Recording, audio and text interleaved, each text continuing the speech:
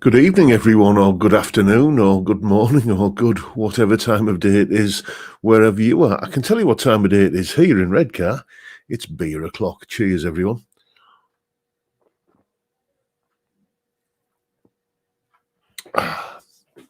Now, that genuinely is the first one of the week this week. Well, depends how you count it, really. It was the wife's birthday on Tuesday, and she didn't fancy a drink. So she says, well, you can have my beer tonight, dear. So I did. So it was, it's like when she steals a chip off my plate. There's no calories in that, apparently. So, I had her beer on Tuesday night, so it doesn't count in the same way as her chip theory works. Anyway, but other than that, yes. I've been a good boy all week, and I've been looking forward to this all week. The shopping, the groceries came from Aldi this week, so I'm on the old Saint Etienne, which is essentially, as I mentioned before, it's the sort of Harley Benton version of Stella Artois. There you go. Let's see who we've got in, as is the custom at this time on a Friday. Who was first in? I see Johnny H was first in, and he's on the whiskey tonight. Then we've got Robster Boy and Boulder, and Cylon Hybrid, Rent to Kill, Peter Nicholson, PFY Guitars, Mark Kerno, Terry S, Anton, Dave Lewis, Stratboy 999, there's Edwin Toonan. Greetings from a pub in the centre of Amsterdam.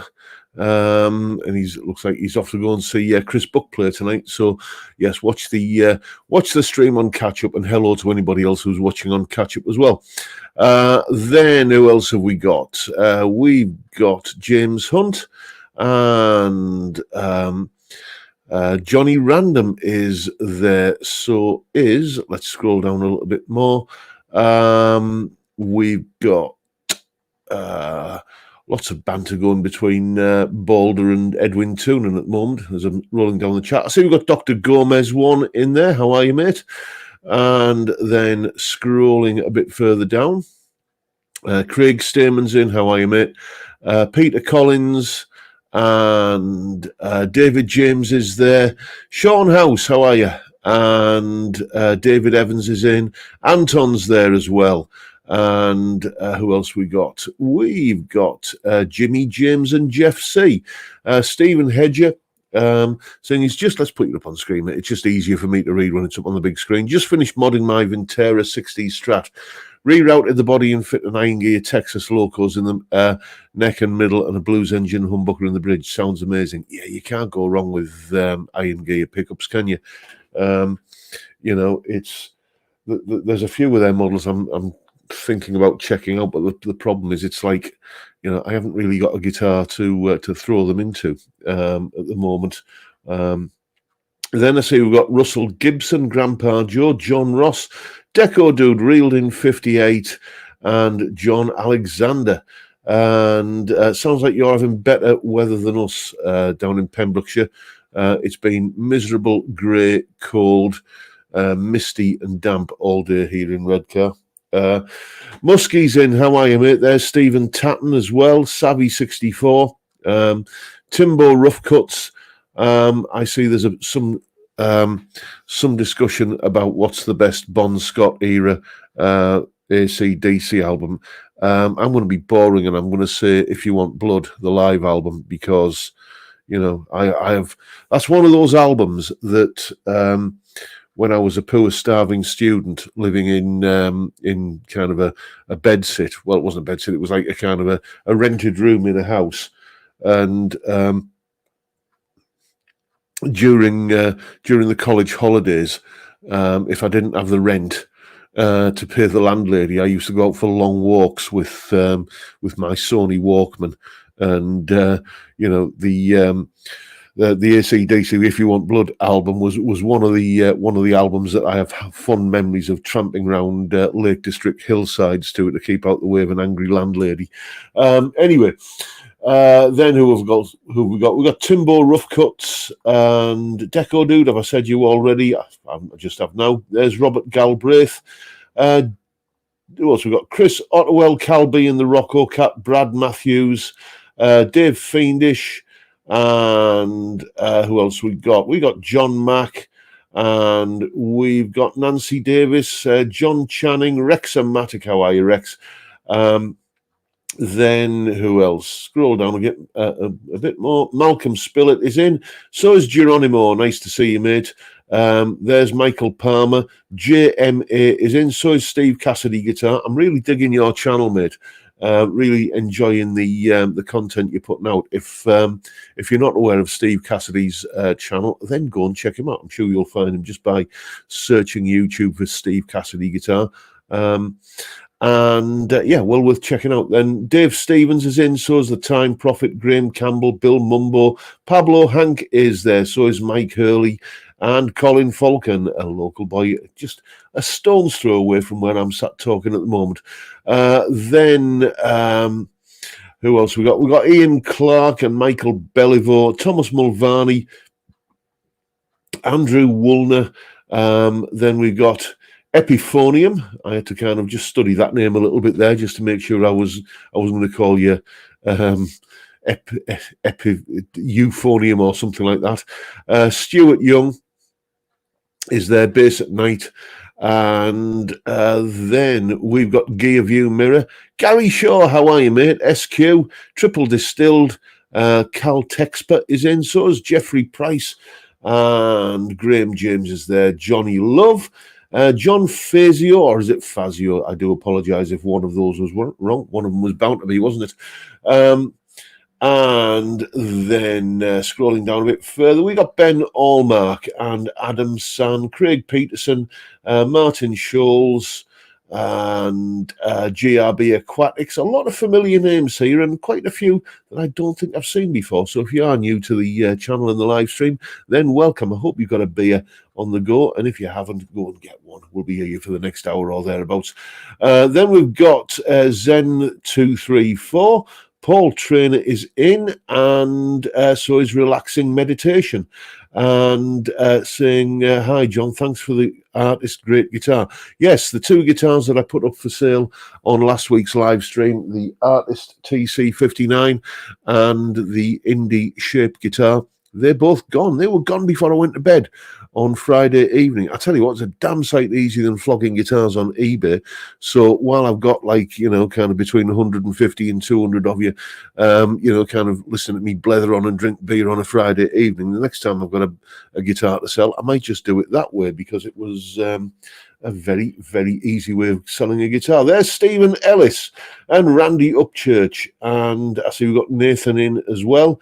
And scrolling down, who else have we got? We've got Ravi there, and I think that brings it. Oh no, Frank Brady and David Gordon are both in, and no, my pleasure, Steve Cassidy. You are more than welcome to thank me for the shout out. Pronounced perfect, John says. Epiphonium. Oh, John Fazio, or is it Fazio Fazio, is saying second was correct. I can't remember which way around I said them, mate. I do apologise. So much kind of crap comes out of my mouth. It's hard to keep track of.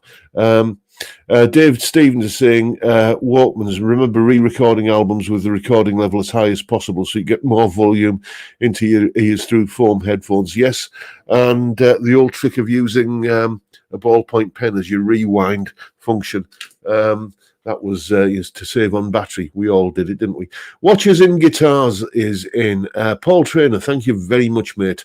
Joe McCarthy, how are you? Is saying, hello, John, nice looking guitar over your right shoulder. Yes, that will be the Sire L7, which I unboxed yesterday. I've had it for a while, but I do these videos so far in advance that I think I've currently got about 6 weeks worth of videos all kind of uploaded, ready to go live, scheduled to go live on the relevant dates. And what that does is it gives me time to kind of say, when I say in all the videos, and as usual, you'll find a full tab in both Guitar Pro and PDF formats. Well, that gives me time to get the tabs done. A tab usually takes me a good couple of hours to get done, especially for like the longer pieces, a simple little 8-bar solo or something like that. I can have that nailed in tabbed out, recorded, the video done in under an hour. But for when I'm sort of demoing a guitar or something, it usually takes me a good couple of hours to get the tab done. But I enjoy doing it.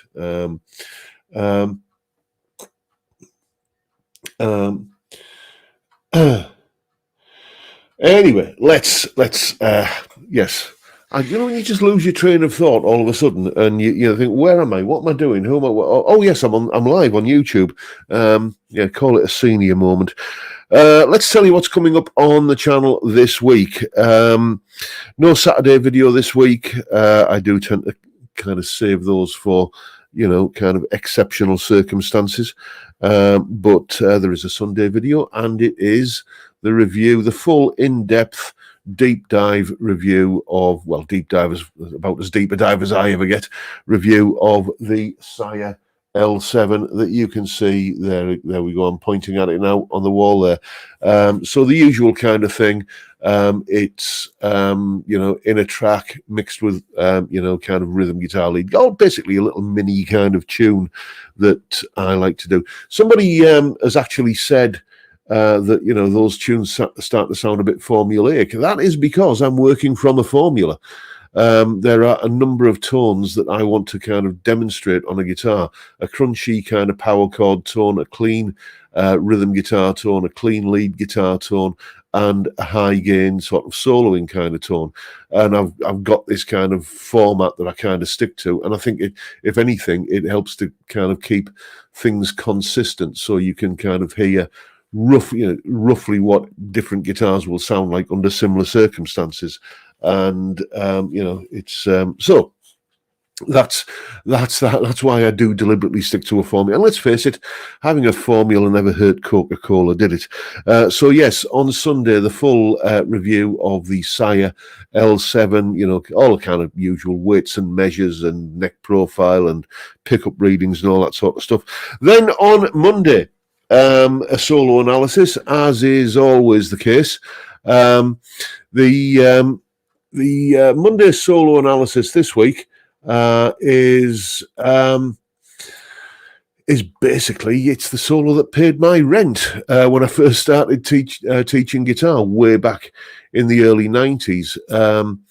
There was a particular band that kind of just burst onto the scene in the early 90s, and every kid who wanted to play the guitar wanted to learn this song and the guitar solo. And as luck would have it, it was the kind of solo that you didn't have to be a virtuoso guitar player to master. It's a very accessible solo.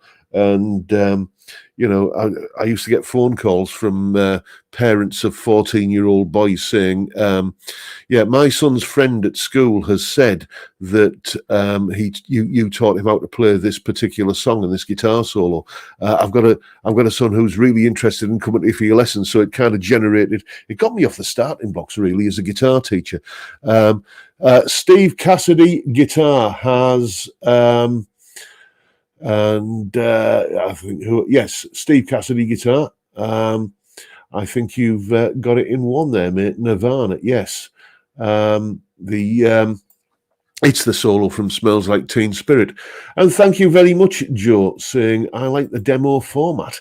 It helps me differentiate between the actual tones of guitars pickups. Well, thank you. That is kind of the sort of format I go for. It's usually kind of crunchy power chord, riffy sort of intro into a clean strummy verse where you're hearing the rhythm guitar, then another strummy kind of verse, clean guitar but with a bit of lead over the top of it, then a big kind of solo over the intro riff once again, back to the clean strummy stuff, and then a double length solo over the crunchy power chords to kind of finish it off. And it usually tops in at about maybe just over 2 minutes. And just seems to kind of get everything across about the guitar that I want to get across. Deco Dude is saying, how much was that blue guitar amp, and have you seen the cabs and foot thing? Yes, I have. I have seen the cabs. The problem is, this is a 100 watt amp. I'll tell you. Well, we'll talk about the price in a moment. This is a 100 watt amp. And in order to get, the kind of full potential out of plugging it into a cab, I'm assuming that like any kind of 100 watt amp, it's going to have to be, cranked somewhat, which is why I just tend to use the recording output, because this isn't a room big enough to crank the amp up in. It's not really a room big enough to have an amp cab in, to be honest with you. You stick a 4x12 in here and it would be, a serious amount of real estate in this room would suddenly not be there. But yeah, I've seen the foot switch kind of thing. I want to thank everybody who pointed out to me that you can use this amp. There is a preset mode, which I knew nothing about because I'm a bloke and I don't read instruction manuals. But thank you to everybody who pointed that out. But I'm settled into the way that I use it at the moment. I've got a nice little pedal board down here at my feet, which I'm not going to show you because that is the topic of an upcoming video. But one of the pedals that is on there is the new X Horseman, and the new X Horseman into the blue guitar amp is an absolute joy for my. Well, I like it anyway. There was somebody who was on one of the comments last week saying that basically I should get a better tone, but he didn't like it. I do, so hey ho. But in terms of how much I paid for it, I'm not going to reveal that because I bought it off Edwin in the Netherlands, who's currently going to watch Chris Buck go and do his gig. So I want to keep that price between me and him. But I got a very, very, he gave me a very, very good deal on it. Properly generous price that he gave me for it. I didn't pay anywhere near the asking price for one of these. But one of my students, and he's also a mate of mine, a lad called Kieran, he's just bought one and he paid $430 for his on eBay. So they are out there for that kind of money. You just have to kind of be patient and jump on one when it turns up. And it's every December I do, like, as we're coming in the run up to Christmas, which is hurtling towards us, isn't it? It's we're only we're into early summer at the moment, and then summer just seems to go by in a flash, and then it's it's you put the clocks back and it's Christmas anyway.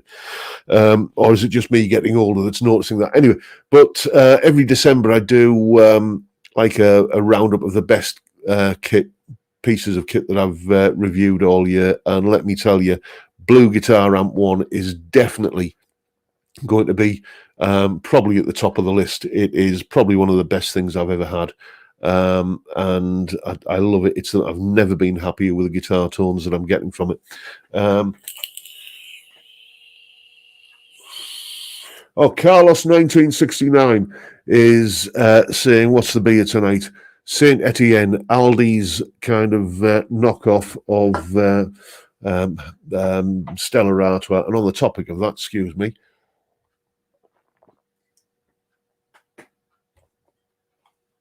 Craig Stamen, you're a gentleman, sir. On the Blue Amp, you can knock it down to 50 watts by holding down the first foot switch. You see, the things you miss when you don't read the instruction manual. It turned up and I was excited to play with it. Plug it all in. Sounds great. Yes. Don't need to get the pesky manual out.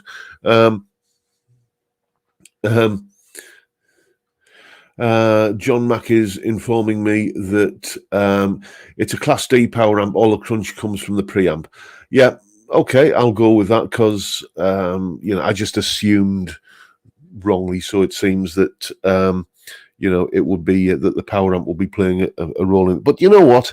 I probably will, if I ever decide to go and get up on my hind legs in front of an audience again, I probably will get some kind of cab. But it's something I would use so infrequently that it's like it doesn't seem like, it would be just something to sit in here, taking up room, gathering dust and not getting used.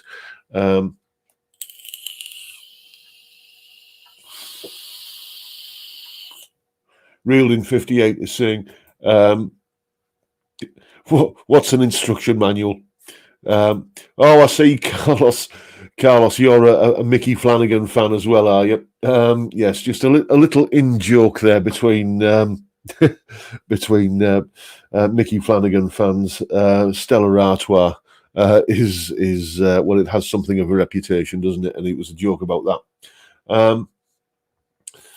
Michael Purcell is saying, have you tried to arrange an interview with Thomas Blue when he's in London next? I'm not in the same kind of league. You know, I mean, I'm not going to name names, but there are, you know, I thought I'll be cheeky and I'll kind of pop out a few emails to kind of, you know, some sort of fairly well-known big YouTube guitar guys, you know, and kind of point them in the direction of my channel. You know, it's not huge, but it's not insignificant either. 28,000 subscribers, and see if they'd be willing to do some sort of interview. And you know, multiple emails to multiple well-known household names, and not a single reply is forthcoming.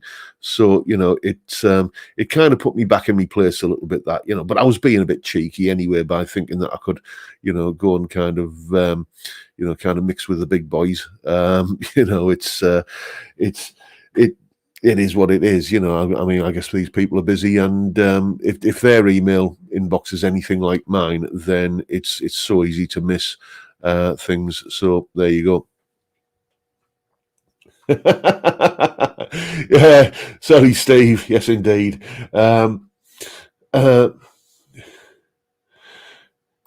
Yes, a mate of mine used to be a computer technician, and he says they use the acronym RTFM. Yes, it's read the flipping manual. There's my missus used to be in charge of the IT help, one of the IT help desks for a local NHS trust, and you know, they used to have a thing called EBCAC, EBCAC, that they used to put on certain kind of paperwork, and it stood for error between chair and keyboard. There you go.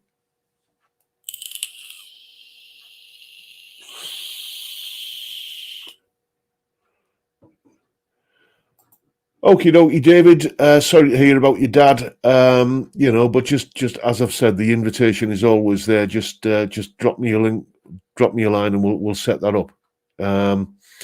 And you will have a chat with David Evans about his band Seed, who are really good, by the way. Go and check them out on Spotify.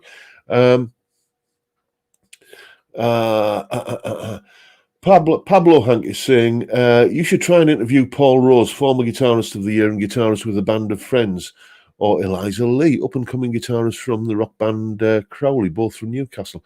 Yep, I will make a note of these names and fire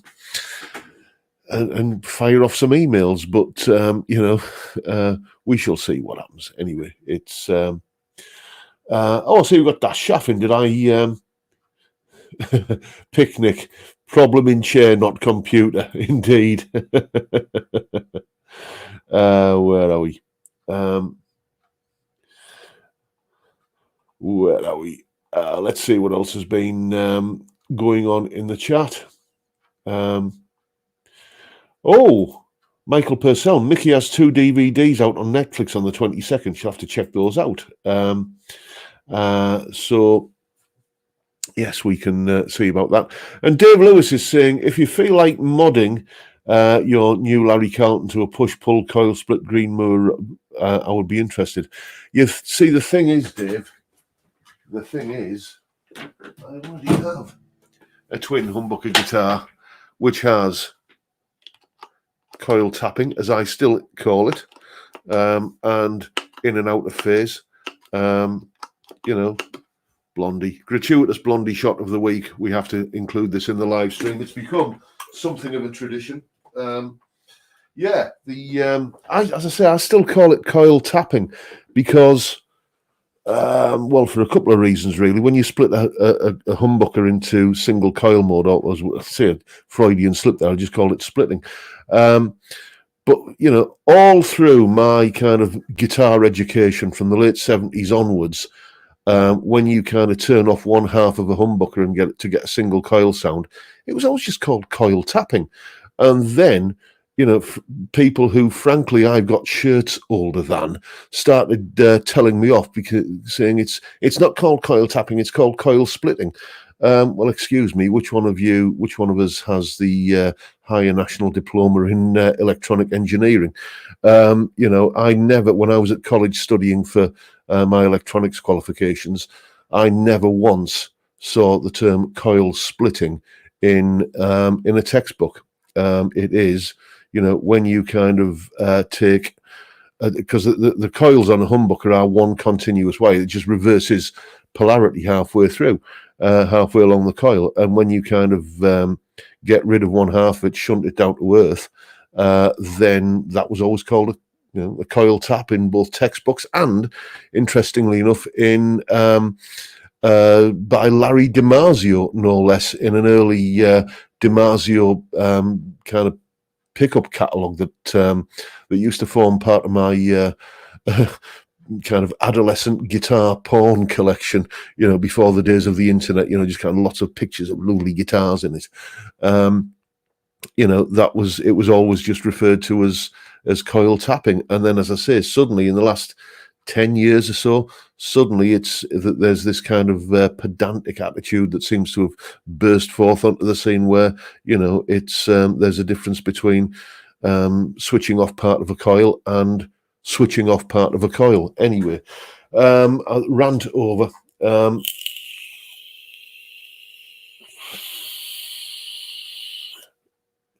Yeah, Craig, it's always been coil tapping for me, indeed. Timbo Roughcuts is saying, agree, John. City and Guilds 22324 electric servicing will agree. How I learned, indeed. It's like another one that sort of got to me a little bit. It's like a few years ago, suddenly everybody started referring to, storing stuff on the internet as the cloud. Didn't the internet already have a name? Wasn't it just called the internet?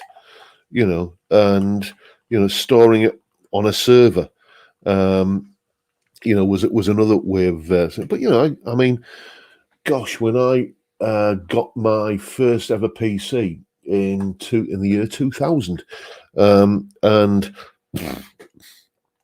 a copy of Cakewalk Pro Audio 9 and started and a Boss DR5 drum machine, because I couldn't make the MIDI work in Cakewalk, so I used to use I just used to record the output of the Boss DR5 into the little kind of jack port on the back of the computer and record it into that. Anyway, point is, I recorded an album back then. I think the album was called Never Learned to Dance. And I don't know whatever became of it, but to back it up, I remember we were with a well-known internet service provider at the time that has since gone kind of belly up. But when you got an account with them, you got a certain amount of web space that you could store stuff on. It was like it was Dropbox, but it was sort of like 20 years beforehand. And I used to store stuff on online then, and it was just called storing it online. But for some reason, now we have to refer to it as the cloud. That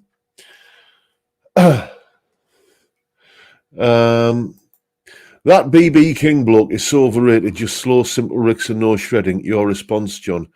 Well. That's a bit like saying, this orange marmalade doesn't taste of strawberries at all.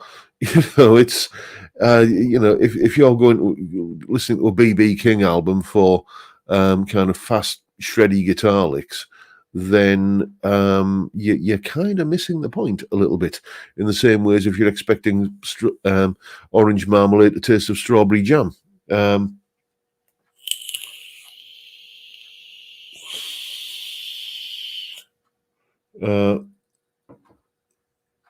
And Dave Lewis is saying, I hate people calling records vinyl. Vinyl is what you used to put on the floor in the kitchen and the bathroom. Yeah, I mean, LPs, vinyl, records, whatever name they are going by these days. I lived through the misery of it the first time round, and I've got no kind of inclination to repeat the idea. It always strikes me as well, though, that the people who bang on about vinyl are always the young trendy types, who probably listen to most of their music on their iPhone. But they like to have like a shelf full of records in their house because probably a Bang & Olufsen or what of some other high end brand turntable there, because it gives them some sort of cachet.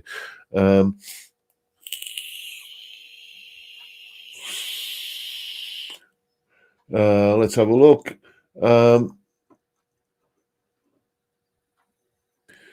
Dave Stevens is saying, John, you're talking about the World Wide Web. The internet is the network it runs on. Okay, fair enough. Let's have a look. Steve Cassidy Guitar is always saying, always found it funny that www takes longer to say than World Wide Web. Yeah, I, for my sins, used to have a bit of a gig working on a teeny little radio station in Redcar, a little community station, and I used to do the late night jazz show. Yes, welcome to the Jazz Quarter with John Robson, where we play the best in traditional, classic, and contemporary jazz. Now, here's one from Miles Davis. Anyway, it brings back memories. But it was. There was a policy at the railway what I keep saying railway station, radio station, that you didn't say www when you were reading out a web address on air for any reason. You either just didn't bother with that and you just say the domain name, so like johnrobsonmusic.co.uk, or you'd say triple W dot whatever. And it's another time I've noticed that is when you're watching American cop dramas and stuff, and there's the autopsy scene, and it's they'll talk about this guy died of a GSW. Do you mean a gunshot wound? Isn't it easier to say gunshot wound?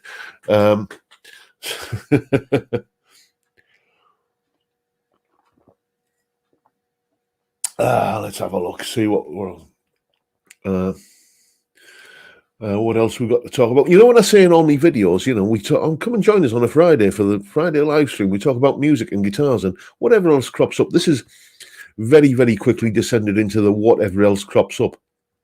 Bev Doyle. I saw a statistic that said that 85% of vinyl records bought never get played. They are just collected and people stream it to hear it. Exactly the point I was making it. And IMA 640 is in. Nice of you to join us, mate. Back in the sort of 70s and 80s when I was buying records, I know Dave Lewis doesn't like the term vinyl, so I'll say records. What you used to do back then was you would take your record out of its sleeve and play it once to transfer it onto a good quality, either chrome or even better, metal cassette player, and you'd record it with your Dolby noise reduction on, and that was the format that you listened to that album on henceforth. Because even then, it was known that every time you listened to a vinyl recording, a record, you were kind of consuming it. You were wearing it out a little bit at a time. So you just kind of whop it onto a cassette and use that. Charlie B, anybody have a Sound Blaster card with a computer? Absolutely useless for MIDI and audio recording. I had a Sound Blaster, and it was quite the thing to have. It was quite, a Sound Blaster card. Oh, creative Sound Blaster. And, and as I said, I think I recorded not the first album, Never Learned to Dance, but the second album called Elbow Grease. That was recorded on that. And there is a remnant of that up on my channel, actually. One of the tracks on that album that I recorded using the Sound Blaster card was my interpretation of Glenn Miller's In the Mood. And then I re-recorded it, about 3 years ago, and did a YouTube video about it. So that's around there somewhere. I think the tab might be up on Patreon. I seem to remember tabbing it out at some point, and I wouldn't have done that if it hadn't been for to put it up on Patreon. So those of you who are in the chat, who are my wonderful Patreon supporters, if you're interested in learning a kind of blues rock version of an old Glenn Miller tune, then go and dig through me Patreon kind of archive for that.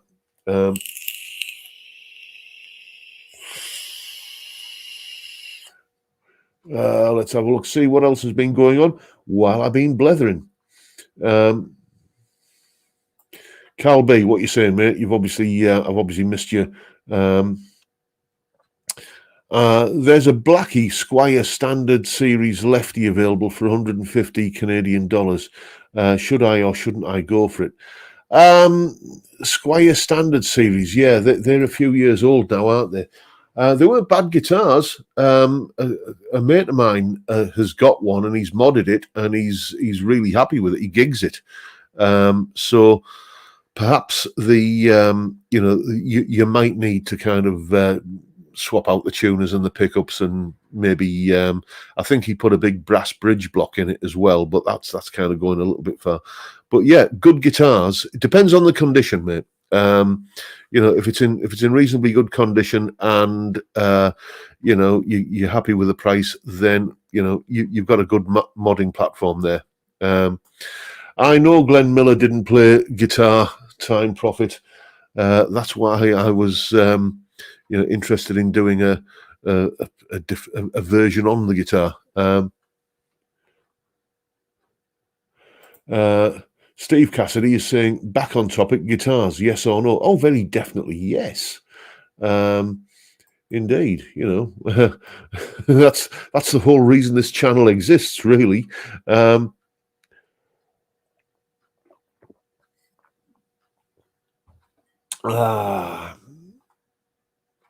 Mick Brooks, that's a very good point, mate. I listen to music on vinyl, cassette, CD, internet.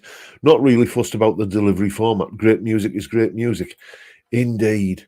I mean, that's why, I kind of don't really understand these people who are like, I love to read a good book. I love to I love to read an entertaining book, whether you call them a good book or not, just kind of, I read for escapism, not education. But I just read on a Kindle, and more recently, I read on the Kindle app on my phone. But all of these people who say, "Oh no, you've got to kind of have the proper book in your hands, and turn the pages, and mark your place with a bookmark." I don't get it. I really don't, because a good book is a good book, and it doesn't matter whether you're reading it off paper or reading it, off a Kindle screen. So there you go. That's just my 2 pence anyway.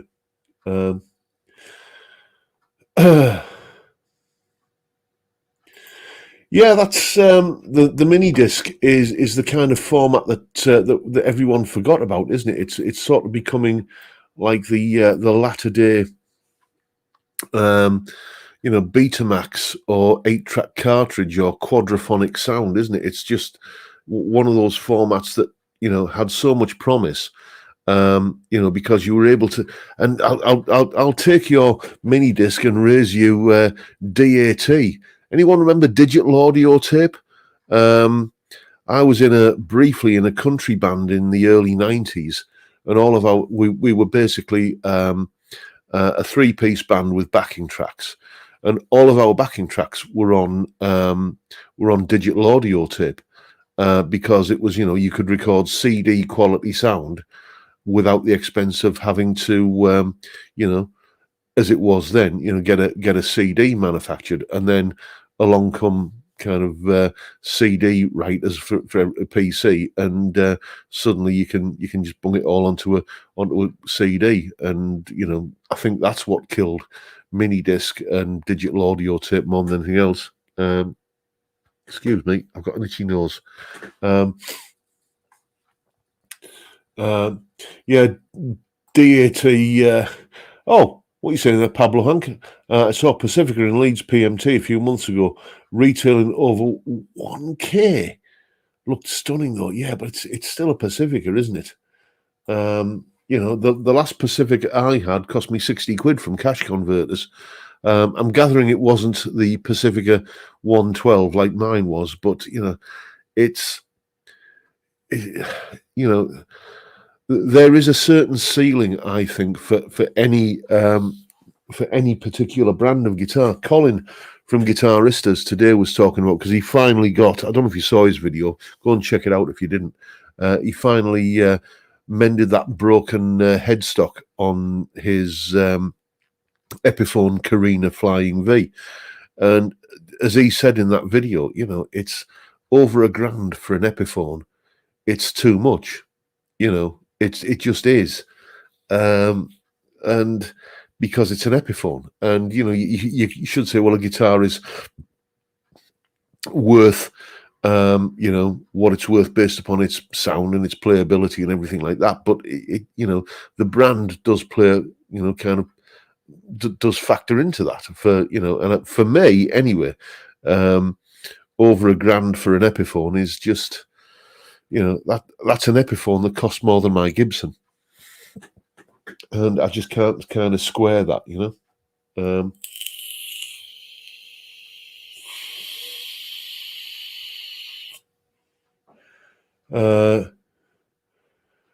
I got to disagree with you there, Johnny Random. It's I like reading. I like a Kindle. I mean, the main thing I like about a Kindle is that there are no decent bookshops within easily traveling distance of me. There's the only place where you can buy books in Redcar is W.H. Smith. So there you go. I love just being able to get a book in Kindle format or PDF format, so you don't always have to kind of shop at Amazon if you have an objection to that. And it's just there, and it's instant, and it's you don't even have to leave the house. And I've read so many authors that I wouldn't have discovered since I got my first Kindle in I think 2010. I think I got my first Kindle. Steve Cassidy is asking, Redcar, is there a meetup happening there soon? There certainly is, mate. I don't know if you class October as soon. Yes, October the 6th, we're all kind of getting together for a curry and a night on the beer. And you're more than welcome to join us, mate. Just get yourself here and come and have a few pints and a madras or a korma if you're that way inclined, and we'll have a chin wag, and we'll kind of talk about guitars and put the world right. A bunch of middle-aged men all just kind of meeting up for beer and curry. It sounds like a recipe for a great night out if you're a middle-aged bloke. Yes, so October the 6th, a Friday evening, there will be no live stream that night because we'll all be out getting drunk, as opposed to staying in and getting drunk. Excuse me while talking about getting drunk. Here we go with the next Saint Etienne. Yeah, but going back to the Kindle, I've discovered so many new authors because it's, you can usually read a sample of maybe the first chapter and think, oh, okay, yeah, I'll give this writer a go, and just instant download, and it's there. I love the convenience of it.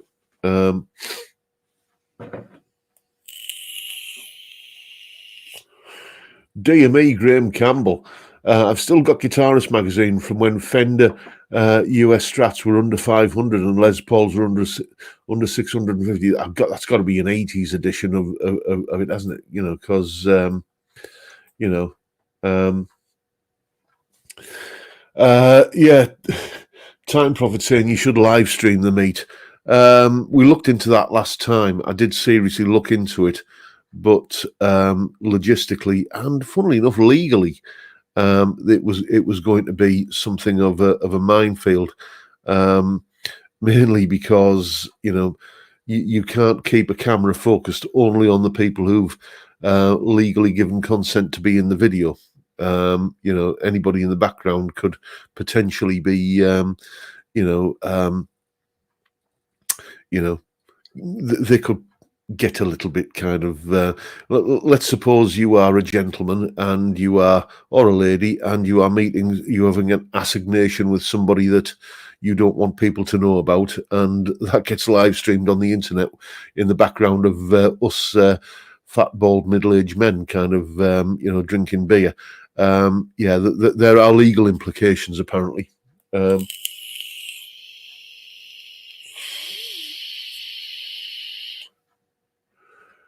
You make a good point there, Mick Brooks. Local library for me, use it or lose it. Unfortunately, I mean, in theory, we have a local library, but in practice, it's not really much cop. Let's have a look, see what else we've got. Steve Cassidy, you jammy bugger. Scored a USA Strat in 2004 for £600 brand new with a hard case. That is, well, even for them, that was a fantastic deal. But I will make Timbo Roughcuts is saying less of the fat bald. I'm slim with long hair. I was talking personally there, mate. Mind you, I am kind of, as I said, easing off the beer midweek because I happened to catch one of my videos from about 2019 and had a look at it. I thought, who's this young-looking chap without that many chins? So I do need to kind of possibly slim down a little bit. We shall see. Let's have a look.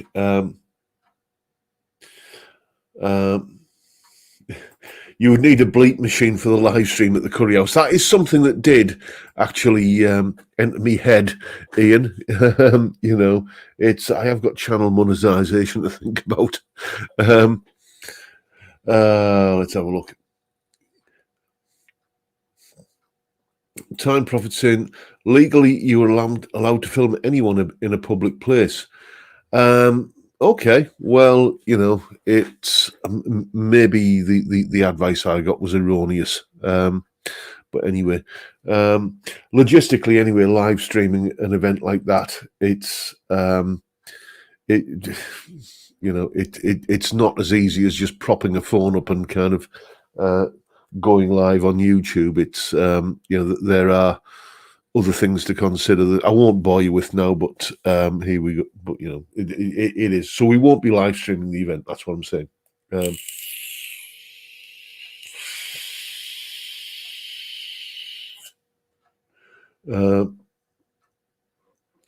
Michael Purcell is saying, have you thought about growing your hair back? And Mark Kerno is, although I'm down in Cornwall.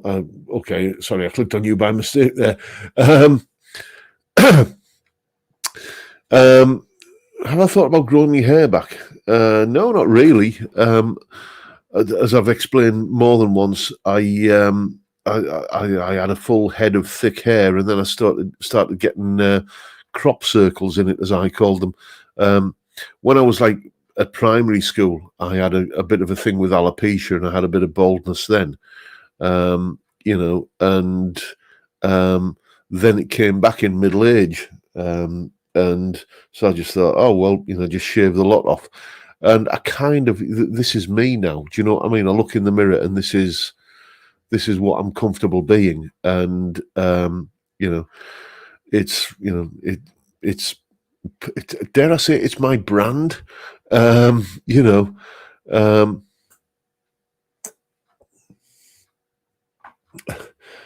so there you go.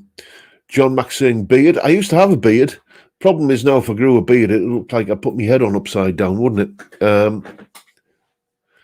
it? Steve Cassidy saying, I think about growing my hair back all the time. My follicles disagree. Fair enough. Yeah, Johnny Random, that is another thing. Live streaming the meetup may start okay, but later I'm sure it may go a bit sideways. Yeah, my mate Jem, who was here for the last meetup, he went sideways, didn't he? In the curry house. Yes, I know you're watching on Catch Up, Jem.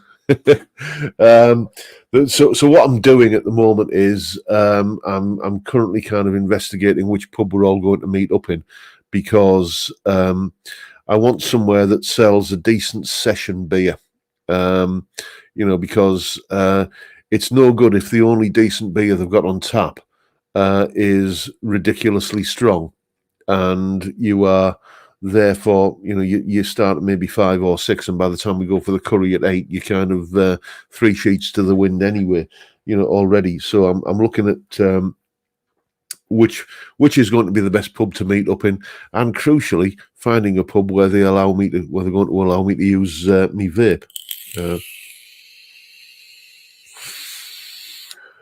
Strapboy Truckman saying you're an upmarket Phil McKnight. I don't know about upmarket. I mean, there's nothing downmarket about Phil's channel. He is one of the he's one of the YouTube channels that I don't tend to watch his live streams, because I don't have like 2 hours to spare to watch a single YouTube event.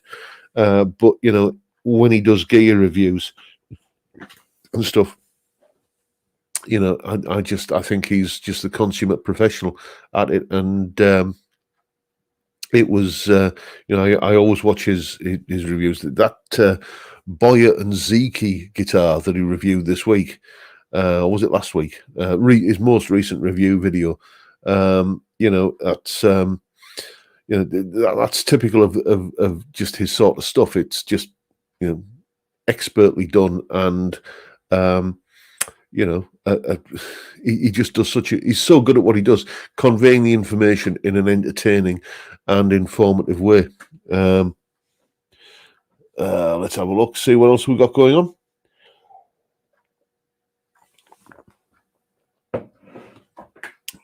John, don't shave your eyebrows, you will look odd, says Deco Dude. Yes, indeed. Sean House, what you saying there? Buckethead, who's about your size, 6'6". I think he likes oversized guitars. Have you ever thought about that kind of thing? Not really. I don't really think about the size of a guitar. It's just like, if I pick it up and it feels nice. I mean, there was one guitar that's going to be partially involved in one of my top 5 Tuesday videos that I picked up, and it was tiny when I actually picked it up in real life. I'd seen pictures of it in magazines. Was the Patrick Eggle Berlin Pro, if anybody remembers those. Really kind of sort of small, kind of dinky little guitar, but just picked it up and it just felt so comfortable. So I don't tend to think in terms of the size of a guitar, because it's like, it might sound a bit daft, but I've always been me. Do you know what I mean? So I've always just kind of picked up a guitar and just felt the way it felt against me. So it's like, sometimes a small guitar will feel awkward and kind of like, I couldn't never get on, for instance, with a Parker Fly, and that's sort of an average sort of size, really, isn't it? But it just, I thought it was a guitar that was, the whole blurb about it was it looked odd because it was designed to be comfortable, and you pick it up and it's one of the most uncomfortable bloody things you've ever played, I thought, anyway. But then again, I have changed over the years. I used to think a Strat was like a really, really comfortable guitar, and a Les Paul was, sort of a bit of an ungainly kind of beast that just wouldn't sit still on your knee when you were sat down. But nowadays, I own 1, 2, 3. Well, I've got 3 Les Pauls in here that I own, or Les Paul style guitars, and 1 that's on loan. And I've got mulling over the topic of a video of like my journey from Strat guy to Les Paul guy, because I'm finding that the guitars I'm playing at the moment are mainly kind of Les Paul style guitars and Telecasters, which I think of as being, kind of akin to a Les Paul in a big way.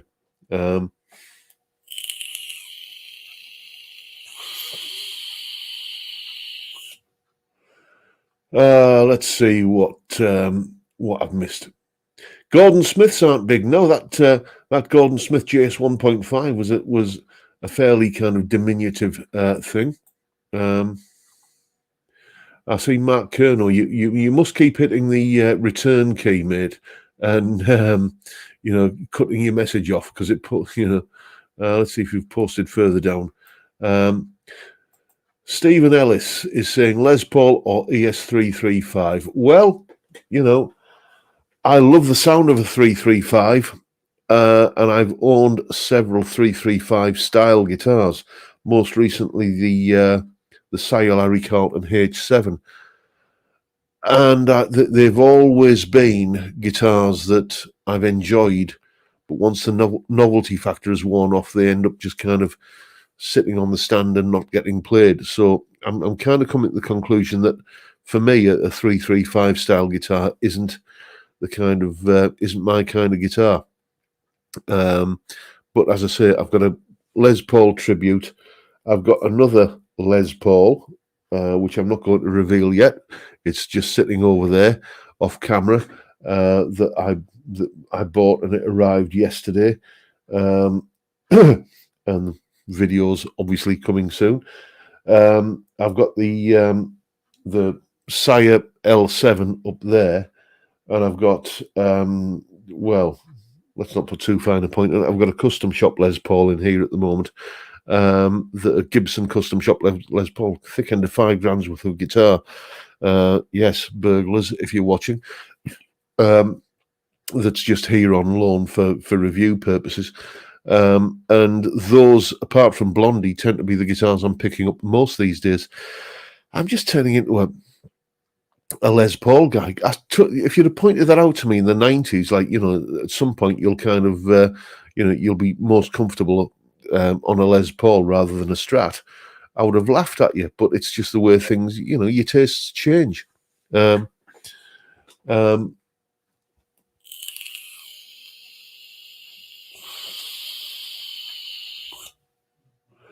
Michael Purcell. Okay, Mark, I just seen you. Yes, I do. Apologies, John. No worries, mate. Will anyone use the Logic Pro for iPad subscription, though, so your project won't work if you give it a subscription? That's not really a question for me, because I don't use Logic Pro and I don't use an iPad. But it's a valid question. It is the sort of thing that tech companies do, isn't it? I have a story about that which will kind of take longer than we've got left on the live stream to talk about. But yes, I had a good friend who lost his entire music collection because of the sort of you tick the box to agree to the terms and conditions, and then suddenly you realise that you shouldn't have done. It's what was it called? Michael McIntyre did a brilliant comedy routine on that a while ago, where he said, you just tick these terms and conditions, and you don't know what you're signing up to. Is it, I think in 5 years' time, someone from iTunes is going to turn up and say, "Come on, give us the keys to your car." You tick the terms and conditions. It's our car now.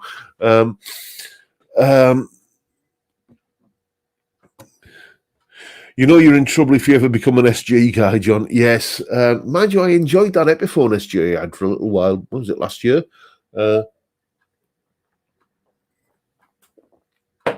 all of my misgivings about SGs just didn't kind of seem to apply to that guitar. And all I can tell you is that either Gibson have completely redesigned the SG without anyone noticing, or my tastes have changed in guitars.